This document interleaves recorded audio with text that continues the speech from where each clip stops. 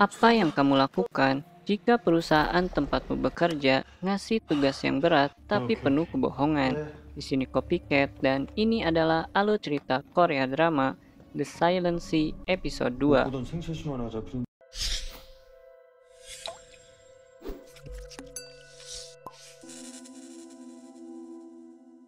Melanjutkan cerita dari episode 1. Sebelum berangkat ke bulan, Dr. Song sempat susah payah mengenkripsi deretan kode dari kakaknya menjadi sebuah pesan yang berbunyi, "Temukan Luna." Saat ini, Dr. Song dan rekan-rekannya dapat terlepas dari krisis oksigen yang mengancam nyawa mereka. Mereka akan terus bergerak untuk menyalakan sumber energi yang terletak di pusat komando. Namun baru saja beberapa langkah, mereka sudah menemukan mayat dengan kondisi yang aneh. Dr. Hong bilang jika penyebab kematiannya seperti orang yang tenggelam. Ini aneh karena mereka tahu tak ada air di bulan. Keanehan berikutnya muncul saat detektor menunjukkan tingkat radiasi yang rendah. Mereka heran karena insiden 5 tahun yang lalu dilaporkan terjadi akibat radiasi. Jadi ya, meski posisi mereka jauh dari sumber radiasi tersebut, level radiasinya takkan serendah ini. Karena itulah Dr. Song minta agar mayat tadi diotopsi. Tapi sarannya itu ditolak oleh Kapten Han karena prioritas utama untuk saat ini adalah mengakses pusat komando. Mereka juga sempat bahas jika seragam yang dikenakan oleh si mayat itu mirip dengan sebuah seragam perusahaan mafia sumber daya yang ada di bumi.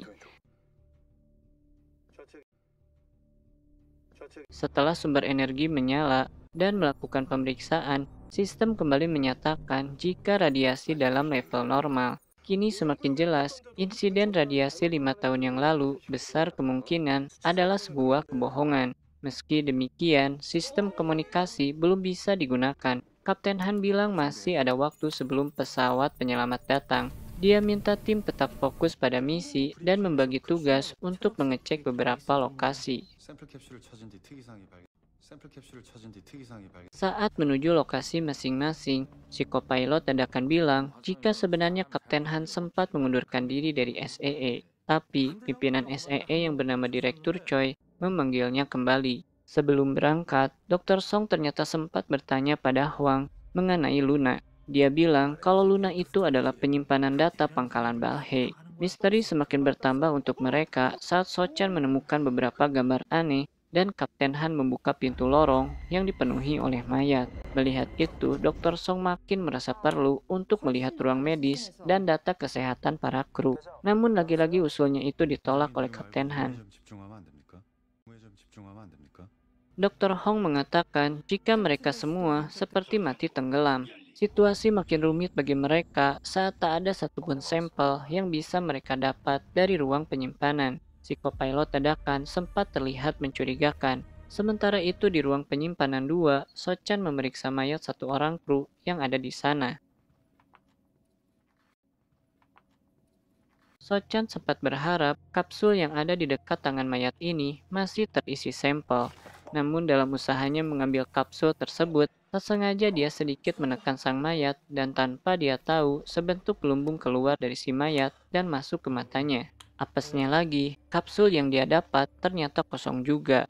Sementara itu, saat menuju ruang penyimpanan ketiga, si kopilot dadakan bilang ada pergerakan makhluk hidup lain yang tertangkap di alatnya. Satu orang dari mereka pergi untuk mengeceknya. Ketika berdua dengan Dr. Song, si kopilot bilang kalau dia setuju dengan saran Dr. Song untuk melihat rekam medis para kru. Karena si kopilot bilang akan mengulur waktu untuknya, Dr. Song segera beranjak menuju ruang medis.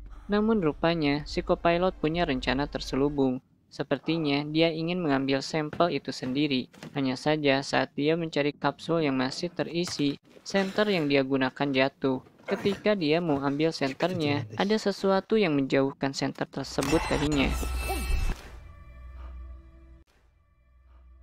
Mungkin memang lebih baik jika sedari awal mereka melakukan otopsi pada mayat pertama yang mereka temukan. Karena tanpa mereka tahu, sepertinya bahaya yang tak terlihat mulai mengincar mereka. Itulah alur cerita Korea drama The Silent Sea episode 2. Terima kasih telah menonton hingga akhir video. Jika kamu suka dengan video ini, silahkan tinggalkan like, komen, ataupun share-nya. Jangan lupa juga untuk dukung channel ini dengan melakukan subscribe dan mengaktifkan lonceng notifikasinya. Sampai jumpa di video selanjutnya.